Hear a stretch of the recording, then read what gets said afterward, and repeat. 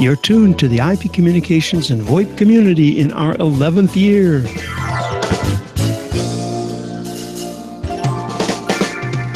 To produce these weekly meetings, we really appreciate the support of Simwood.com. Simwood can turn you as a developer into a telco. Our longtime friends at Greenfield Tech can make your tech dreams feasible and affordable. Go to greenfield.tech.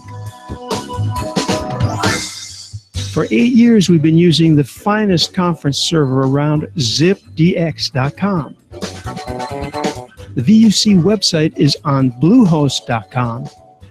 Our local rate dial-ins from around the world are from voxbone.com.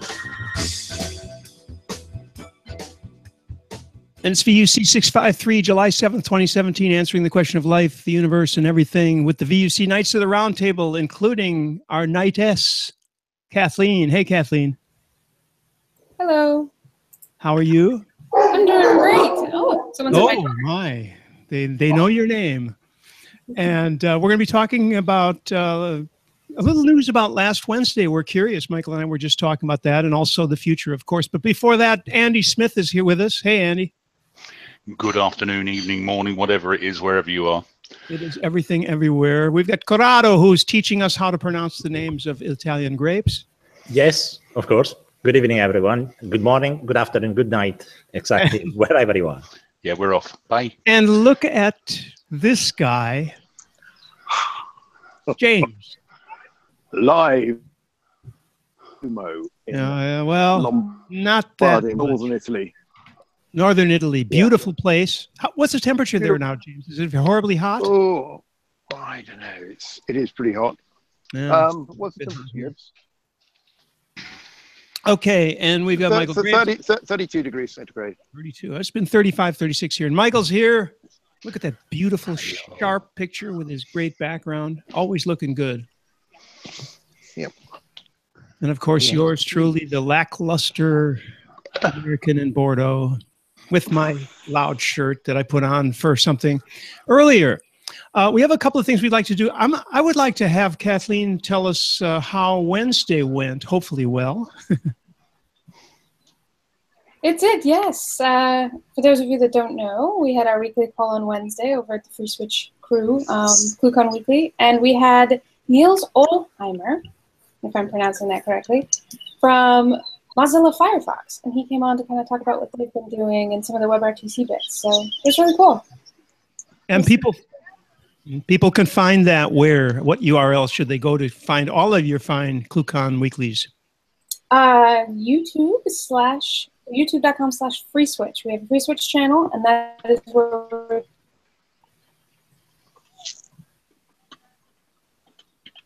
Oh, the I'm not the only one that heard that. Okay. Apparently, YouTube censored you, Kathleen. Say that again. YouTube.com/FreeSwitch, the Free Switch YouTube channel. Okay. That's where all of our little videos are. So. And I'm sure if they go to the site, they can find everything, including how to get into the servers and all of that. Yes. If you visit, you can either visit freeswitch.org to sort of get in on that, see where our Confluence channel is, and that tells you how to connect to the call if you'd like to call in and participate. And then you can visit ClueCon.com as well, and you can see some of the ClueCon Weekly videos there as well. So if you just want to watch the videos, you are welcome to do that. If you'd like to participate, by all means, join us. And Kathleen, we have a proposition for you. We should probably discuss it off air first, where we're going to, not for you personally, for Free Switch. Oh, people, come on. Now, I said that. That's my fault. We'd like to talk about an event that we might do together, and maybe we'll even do it like a simulcast thing or something, but we will need the Free Switch bridge to do it. So we'll talk about that in a few minutes. In fact, we could talk about it actually publicly, but a little bit later. I'd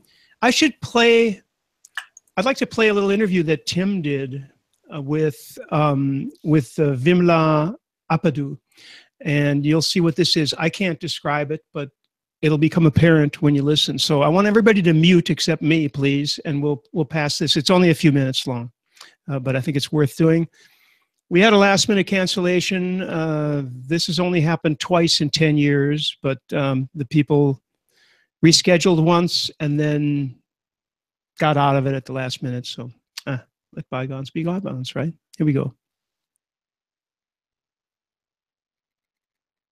Thanks so much for joining us at the last minute for this little recording. I really do appreciate it. And I was kind of hoping that basically to kind of ask you about what you're doing with IoT inclusion and sort of why it matters. Unless you've got something else you want to bring up. No, I'd love to talk about that. Cool. Yeah, no. So I mean, IoT inclusion. I mean, inclusion in general, but IoT inclusion in particular seems like a hot topic. So what are you doing with it, and why would we care? So I've been working on CityWeb, which is Manchester's Smart Cities demonstrator, and what we've been trying to do as part of the project is engage with local communities on how they will use the Internet of Things within a smart city, so that the partners of the project can build technology that's actually relevant to the users. So what's often happened before in the development and implementation of a smart city is big, large corporations will just implement their technology and expect people to use it, when it's solving a problem from an infrastructural level, but not necessarily a societal level. So we're trying to collide those two worlds together and say, well, if you're going to implement this kind of technology, how can it also be used to improve the population's kind of needs and lifestyle within that city? So, I mean, are you thinking of that as an add-on or as a goal in itself? I mean, I imagine there have been some examples of, like, you know, traffic management apps where the data never got out from you know, maybe the police and nobody else ever saw it. Is that the kind of thing you're thinking about? That, but also we've developed community KPIs, so key performance indicators that sit along the business KPIs for all of the partners involved, and they hold the project accountable to a certain extent on delivering projects that can meet those community needs. And these are things that are probably less tangible but more influential in my opinion. So how can we decrease social isolation in Manchester through IoT? And they want to measure an uptake of increased activities along a certain area of Manchester through that and technology that's being developed. So there are things like that that are less about how the data is used, but more about the impact that it can have. And have you got, I mean, it's always tricky with these things about knowing how much you can measure them and how much you can kind of get good feedback, because I know a lot of geeks are kind of terribly data orientated, and unless you've got something for them to measure by, they're like going, oh, I don't know what to do. Yeah, absolutely. So that's where the tech partners come in and figure out how these things can be measured. So for that social isolation example, it is very much in how many people have signed up to this event and how many people actually attend. And if there's no change in the impact that's happened, how can you use the technology that's available to actually influence behaviour change? I know it's very early days in the process, in that I think you've probably only rolled out one thing so far. But have you got any kind of feeling for how this is actually going to play out in practice? Are there any really nice examples that that you can talk about? Yeah, I think there's an app called Be Active, which is a lifestyle well-being app to try and encourage healthier habits in your daily life. So it measures, it's kind of like Fitbit and MyFitnessPal rolled into one. So it measures your steps, and that kind of earns you points to then use in local shops or to get you a discount at the local gym or things like that. So how does that map into smart cities? What's the kind of city angle to that? I mean, you could do that with an existing app, probably. Yeah, so it's using sensors that are going to be deployed around Manchester as well. So there's a missions aspect of it to encourage people to go and see local historical sites, or to challenge each other to kind of walk around a park the quickest, or that kind of thing. Okay, so there's a local sensor that's kind of in a lamppost or a street sign or something. Yeah. I saw something about, speaking about street signs, I saw there was an art project that was to do with signage. It just flashed past me on the Manchester Evening News, and I didn't really read it properly. What's happening with that? So another aspect that FuturEverything have been responsible for in CityWeb alongside the community engagement is artwork, and how you can use the data technology that's been implemented in CityVerve to engage with communities through art. So what we've done is used one of our artists who has put together all of the data that's been available in City to create poetry. So they built an algorithm that pulls all of that data together and then puts it into an 8-line poem. And they then use the kind of old bus fronts to the flip bus fronts. Yeah. Show those poems across the city. So there's one in the LBRY City Centre, there's one at City Labs on Oxford Road, and there's one in Hume Community Garden. One of those are those displays that make the wonderful noises. They change. They kind of rattle. Yeah. Right. Oh, great. Oh, that's cool. I must get in there and have a look at that. So, like, actually, you've been talking about CityVerve, but CityVerve is, where did the money come from? What is it? So it's a government-funded project. It's an Innovate UK-funded initiative. And so this is purely British government money. This isn't. There's no EU angle. There's not even the city council funding anything. Or how's that working? So all of the partners are only part funded. So it's kind of for not-for-profits, it's 70% funded, 30% match funding, and then for large corporates, I think it's 50-50. Okay, so there's a bunch of large corporates involved as well, then presumably. Yeah. Okay, cool. So, like, what are your aspirations for this? Do you see it changing the city completely, or just like helping out a bit, or what? I think some aspects of it definitely will be a success. The idea is that it's a demonstrator, so not everything's expected to succeed. And what does work then creates a blueprint for Greater Manchester and can be rolled out to other cities.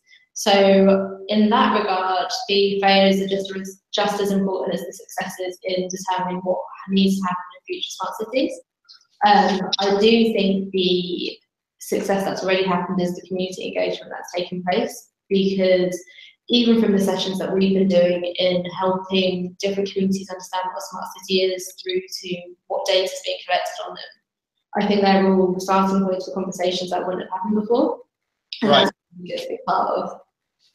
Yeah, no, I mean, I think that's right. Certainly getting that right, particularly in a city which is, I was going to say obstreperous, but that's not quite right. But a city which knows its own mind and doesn't really like being messed about with. I think it's critical to get line up the aspirations of the project with the aspirations of the citizens. Otherwise, you'll get like zero or negative engagement from people, because that's the slightly the attitude. If you push us around, we'll push back, and quite hard is very much the kind of Manchester way. Yeah. Cool. Hey, listen, thanks so much for doing this. I mean, if you've got any other any links you want us to throw in, we're happy to pop those into the live thing, and we'd love to have you back, particularly if you've got like a thing you can show us actually kind of working end to end, because we're a bunch of geeks who like to see how all the cogs turn as well. But brilliant. Randy, anything you want to add to this? Yeah, just one quick thing, Vimla, and of course our thanks for joining us on such short notice. We would like to have, for sure right now, one place where people should go to see what you're doing. So probably follow FuturEverything on Twitter and go to the CityVerve website. Okay, and gosh, I had those things in front of me. One is, can somebody repeat that? And let me change my camera here. But really, this is without a net. Here we go. That's all right. We got the camera on. We had those URLs. Well, that's embarrassing, isn't it? Didn't somebody, Corrado, you must have caught that. No, he didn't. No, it was too fast. Andy. It went past too fast. It went past with a little bit of echo, unfortunately. Yeah, I know. It was in, with James's photo show. I'm trying to scroll up far enough to get it. It was Twitter at. Here it is. All right, here it is. No, the Twitter is FuturEverything, but there's only one E, so it's FUT. Good God, no, it's FUTUREVRYTHING. Wow. Had to close my eyes to get that pictured. FuturEverything, but there's only one E in the middle. And the URL. You know what? I should be able to go back to the film, to the movie, and stop it. Let me try this. Hey, we're live. Let's do this thing. Ben, thanks so much for joining us at the last. Yeah. Okay, Tim. Its own month. Right. Now, let's see if we can do this thing. Look at this. There he is. Tim. Come on. Here we go. Almost. Oh, God. This is really hard to get to the end. There we go. cityverve.co.uk and Future Everything. You see what I was saying about the Future Everything as Twitter. There's also a site, futureeverything.org, I believe. With or without 2 E's. That was really nice of her. It was really nice of her to chime in at the last minute when some jerk canceled. But that's neither here nor there, is it? All right. Anybody else have any new business before I do my little demo? Maybe Kathleen, you can tell us if there's anything new on the ClueCon front. No. Okay, next.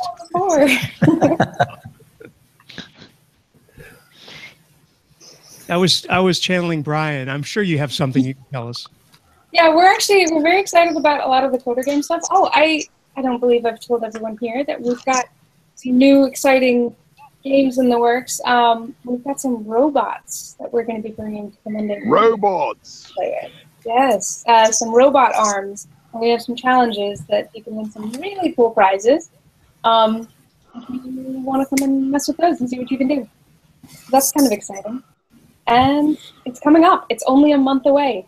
We have 30 days until ClueCon, so it's yeah, I know. That's incredible, isn't it? Anyway, and our own Michael Graves is going to be there. Michael, you have anything to say about that, by the way, before we move on? I will be. Show us your road case. I will be possibly behind the scenes at ClueCon. I will be helping Ken work his magic, and he will be sharing the secrets of ClueCon AV. So I imagine that my life may well be in danger. No, well, I will be in front of the don't worry, I'll be in front of the camera. Yes, and we've confirmed also that we'll be able to meet up with our esteemed colleague Carl Fife, who will be around. So that'll be interesting. Sorely missed, Carl. You're going to need to get Carl back into the fold, Michael. Yes, indeed. So as to the shipping cases, this is a little bit of ZipDX-ishness. There's an embarrassing amount of chaos in my office as I have been assembling these goodies, which are 13 sort of portable conferencing systems comprised of some IP telephony, network routers, cables, a couple of laptops, all that kind of stuff that are all shipping out of here today, thankfully, and I will get my workspace back. But working from a home office is complicated when all of a sudden you have, $20,000 worth of IP telephony gear to send upon you. And your address is for the for the new Texas Recycling Center. Well, this is it. The cardboard from all this stuff is in a pile over here. It's an embarrassingly large pile, and my wife is already agitated, so we have to get it out of here. Anyway. I have to run real quick to make sure the kitchen is not fire. I'll be right back. Somebody take it away before the demo. By the demo, I presume you mean the new Brio. Ah, yes, we're supposed to be installing that, aren't we? There were licenses and things around somewhere. No, the new Brio is going to be later. In fact, we talked about maybe doing that with Kathleen and FreeSwitch. So we'll look into that a bit later. We can talk about it later. Let me get this out of the way because it requires, I just need to, my alarm's going off. Let me do this one check while somebody talks for like 2 minutes, and I'll be back and do this little short demo to let people know about, I guess it's pronounced LBRY. We have a few people who are interested in looking at it, I think. Okay. Who can do 2 minutes on anything? Corrado, I know you can. Come on. What's bothering you? What's on your mind today? No, it's been an interesting day going around Scotland and getting new clients connected to our microwave network. There are a few potential customers in the area, so we are expanding that feature But yeah, it's a bit premature and is a bit of promotion. So I don't like to talk about my business when we are here talking about technology. Okay, well, instead, let's talk about your microwave links a bit.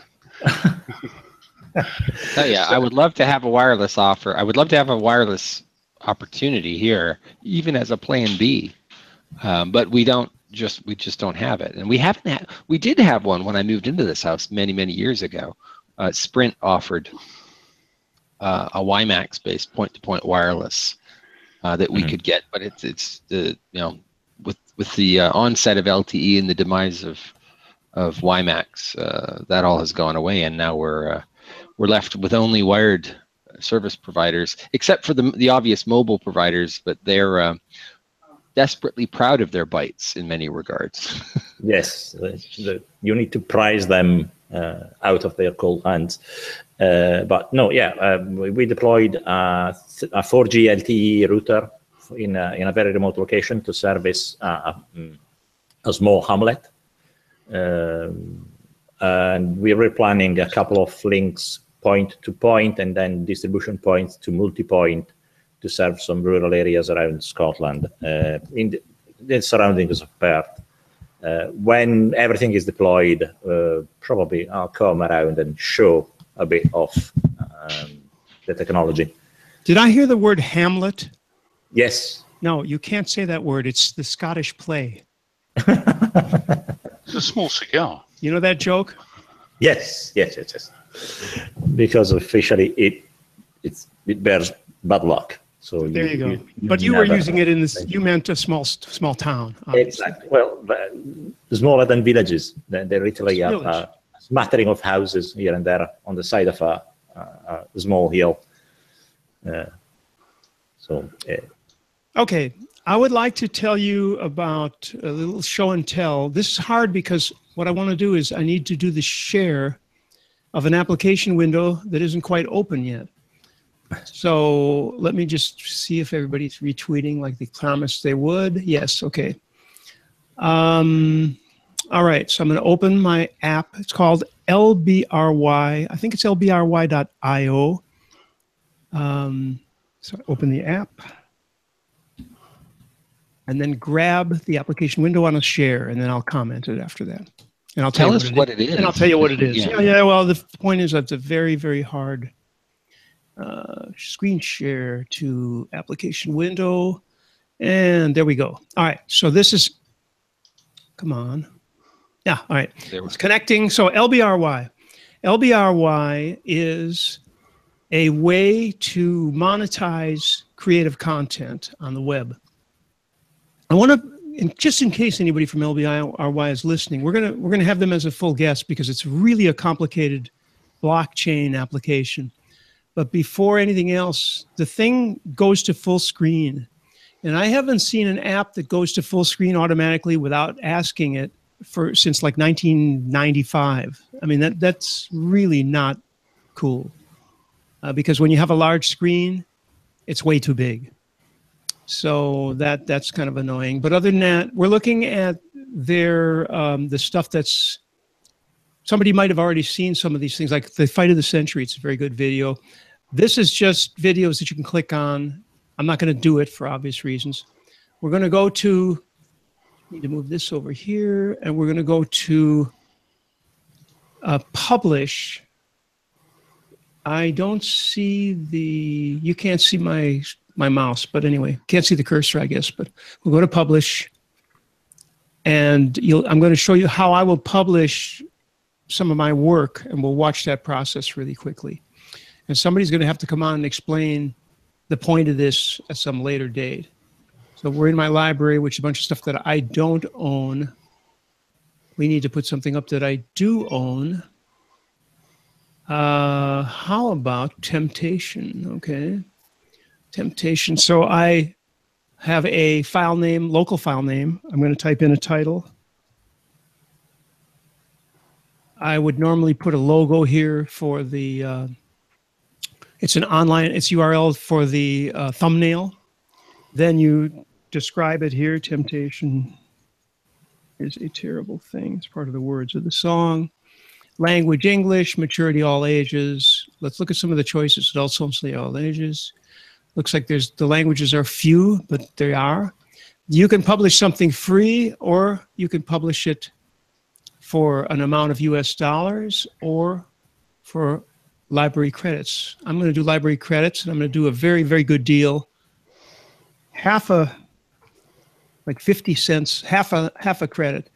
This song happens to be copyrighted, so I'm going to put copyrighted there, which puts an all rights reserve. I have a couple of things of identifications as my channel. I'm going to call this one Dulo, and we're going to put a URI. It's a library URI, and I said temptation, so it's going to be temptation. It could be anything. I think it's dashes and small letters only. And this is going to be really hard to explain, so I'm not going to. It's just an amount that you put down to bid for the name, so that it's a namespace thing. And that's probably one of the most interesting and original things about the whole thing. I just can't explain it. It's, to me, incomprehensible. So publishing. Oh, you do see actually, we do see the cursor. I just realized. So I saw it. There we go. Okay. And then this happens. Now, suppose we look at my good friend Randulo's page now. Randulo has a bunch of published content if the thing works. Yeah. It's fetching the content. I assume that over here, they're going to eventually put some information on the general channel. What we need to find out from the people who are running this thing is its relationship to blockchain, how it's using blockchain. If you want to do a dangerous demo, so here we go. This is the listing of what I've published so far. And when you put a thumbnail, you see the thumbnails from my CD or the other CD. A couple of times I kind of messed it up and didn't get the thumbnail. So this is kind of a share, equal share or free share thing that they made up. On the bank icon here, somebody's falling asleep. I can hear you breathing. And granted, it's not the greatest thing in the world, but you might want to mute if you're dragging your knuckles and breathing through your mouth. There's some plus and minuses here for the credits. So those are library credits. Again, we need somebody from them to actually explain this. See if I have any rewards. First nickel, because this is a beta. First publish, fine. I got 5 credits for that. 3 credits for hot right now. What's going to happen is I'm not going to get a reward because I haven't watched a feature yet. Right. Now, why don't we, oops, I shouldn't have done that. Well, I guess it's okay. I'm going to show you my console window. As soon as I go over here, share that window, because this is more geeky fun. Where is the console though? Ah, no. Console. Too many screens. Where's the console? I don't see it. Ah, here we go. Console. Now, there's the library net CLI. Now we're getting into the geeky stuff. Now you guys who are breathing through your mouths, can you see this? Yeah. So let's look at the commands. This is the fun stuff, and this is how I'm starting to be able to understand it, because believe me, the documentation is not clear. If you know CLI of anything, you start messing around with the help, right? I'm not sure you wanted to share those bits and pieces. Why not? There's no identifiable thing here yet. There may be. Well, you just showed us your ID and a key. Yeah, the key's like 800 characters long. So anyway, they're welcome to it. There is no real. Right. So what were we saying? There's no real. But thank you for saying that. But claim list mine. Now we're going to see all my stuff. If you can type this fast, go ahead. You're welcome to it. Anyway, point is, you mess with the CLI. It's taking a little time to talk to the mothership. Either that or I'm totally typing the wrong command. Or the daemon died. There we go. Okay, so source ID, that's, yeah, go ahead. Copy it. Anyway, this is what all this blockchain-y stuff looks like. We don't really need to know that much more. It's interesting, and you go to hopefully LBRY dot. Let me try to find it. .io. I think it's .io. Yep, I'm already on it. And they do have there's like a what, I think it's, let me see, make sure what because this is the thing you have to read is the people who are involved in this. So it's lbry.io/what, which of course I could share. Let me do that so that we can go through that a little bit. Okay, and here it is, LBRY, what, LBRY, what? Yeah, just for clarity, what does it give us that YouTube does not already give us? I'll have to leave it to the people involved to explain. So I'm not good at that. But if you read this page, which we're not going to read now, obviously, I think there's somewhat of a, God, let's get away from that. I think the answer to your question is probably here.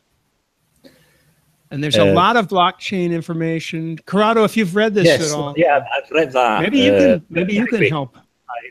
I can probably help. It's a distributed system that uses both BitTorrent system to distribute the content and blockchain for payments. And it's completely distributed, and there is no ownership. There is no YouTube censorship. So the platform is not owned by anyone. It's a completely shared and distributed platform. You cannot find your channel deleted by YouTube because someone claimed copyrights or something.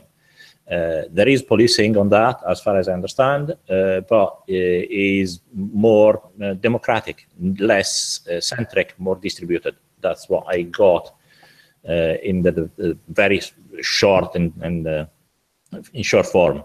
Right, and that's actually a better resume than I could make. Now, if you go to lbry.io/team, start looking. You know, I thought this was some kind of like 3 hippies in a basement.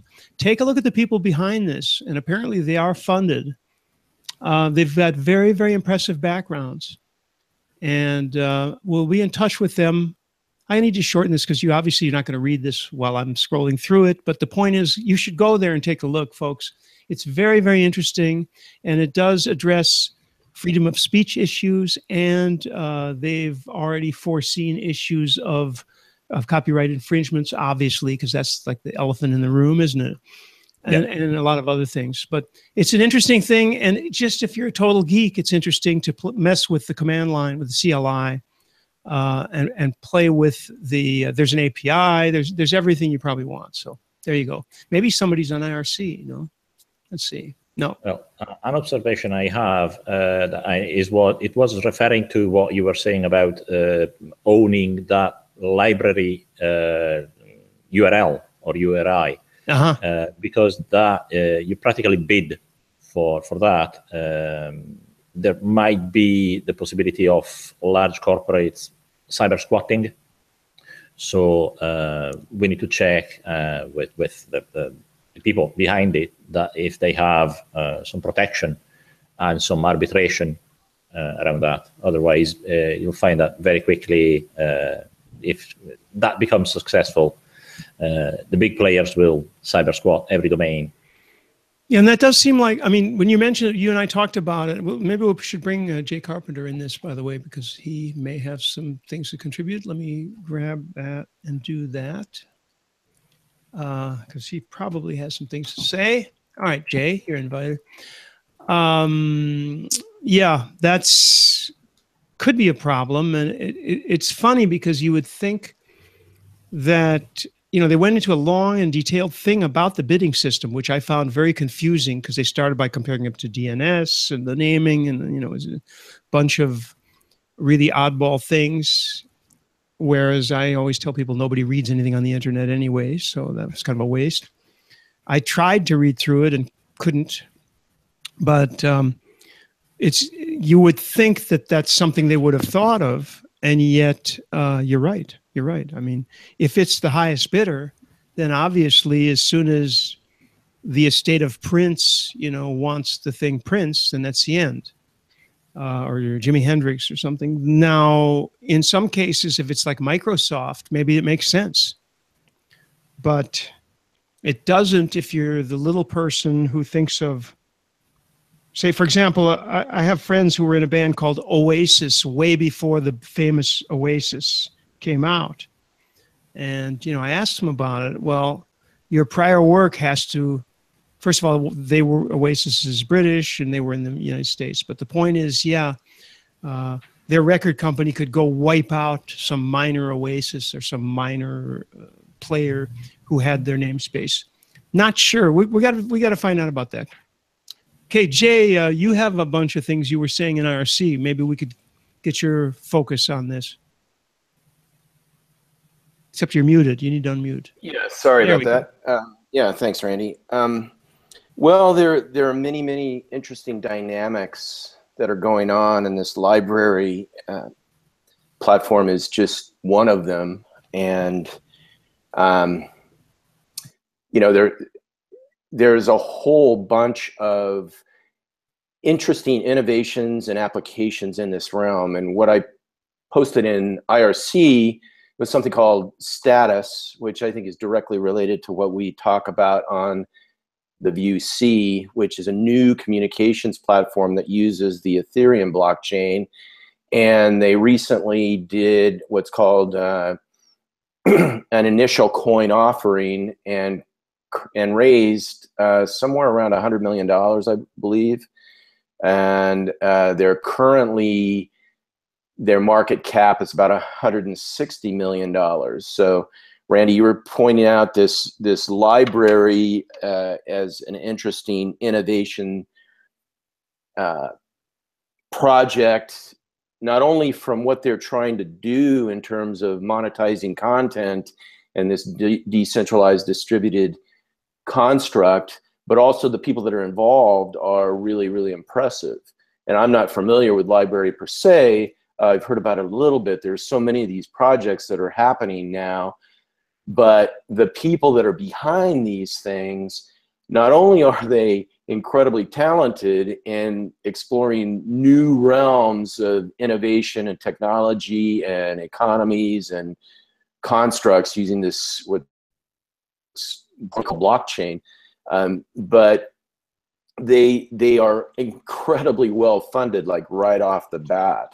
Yeah, people seem to see a huge future in this. I have a question, and whoever wants to answer it can. It might be you, Jay, it might be somebody else, which is, could someone compare the effect of the blockchain technology with another previous technology that has come out in its impact? Because it seems to be making a huge splash.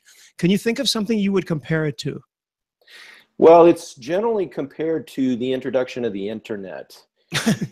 And in 1995, and the analogy that I usually make is that if we can turn the clock back to 1995, we all kind of thought of the internet as email.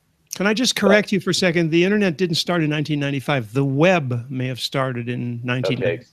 Okay. You're absolutely right. The web, but sort of the inklings of what was to come was starting to get some momentum in 1995, and that momentum, the first peak at that was what we were all starting to experiment with, which we called email. And we started to sort of associate what was called the internet at the time with email, but that was just the tip of the iceberg, to use a cliche.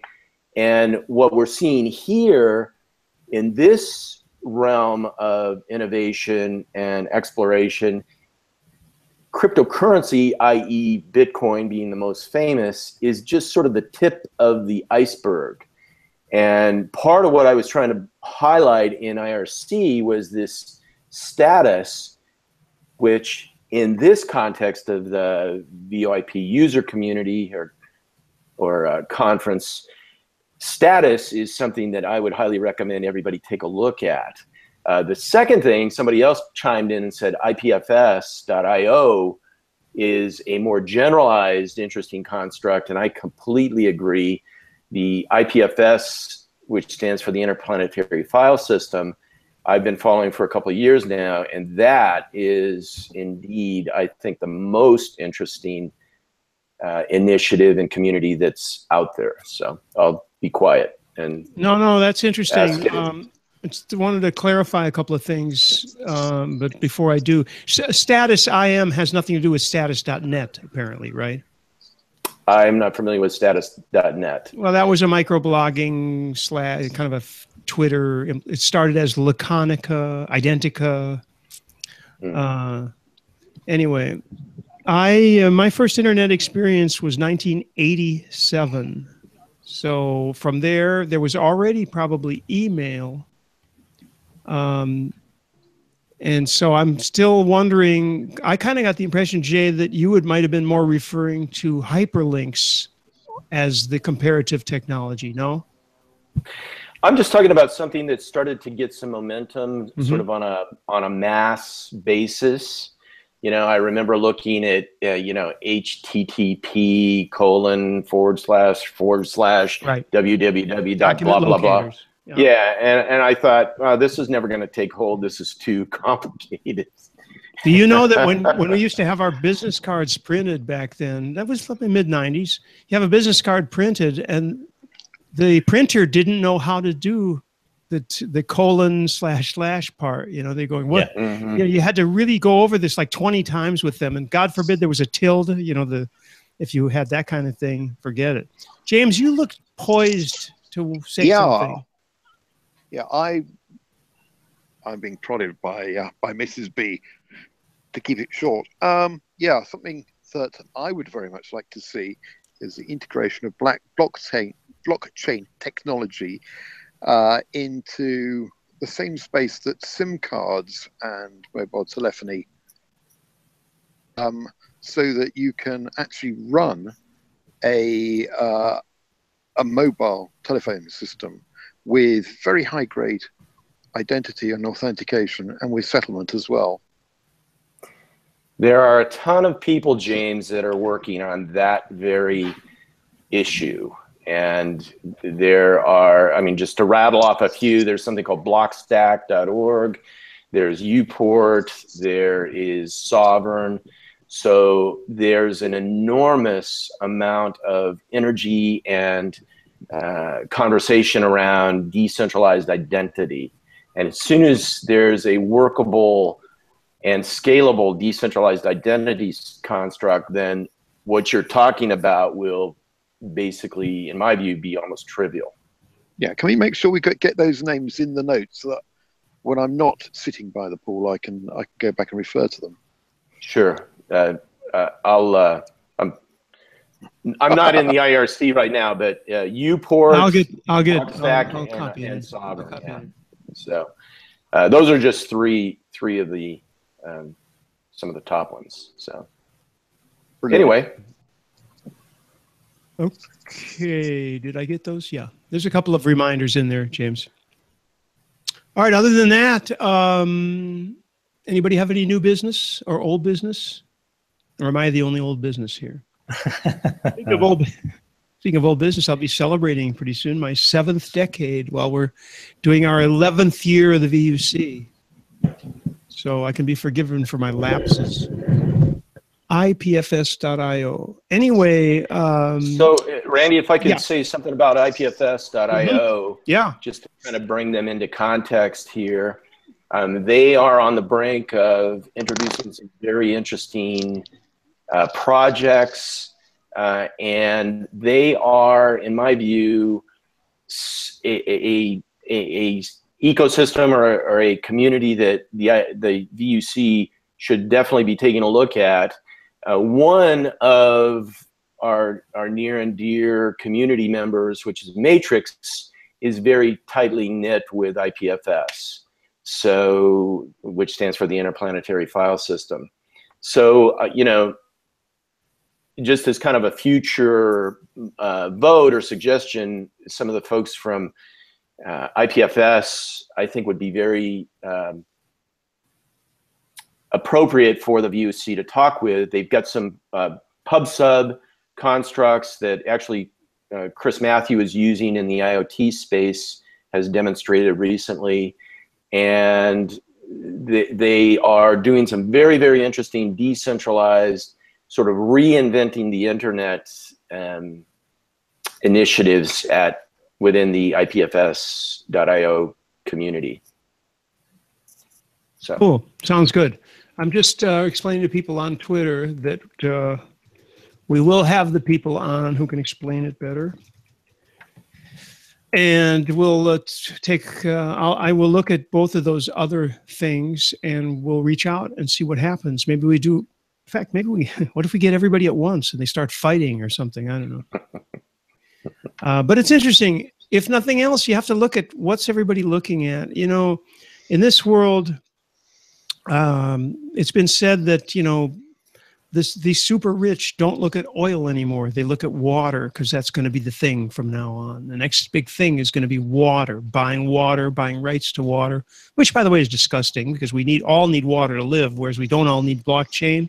But the comparison is that now that you see all of these people being funded with this technology, there's definitely smoke and certainly will be big time fire soon, right?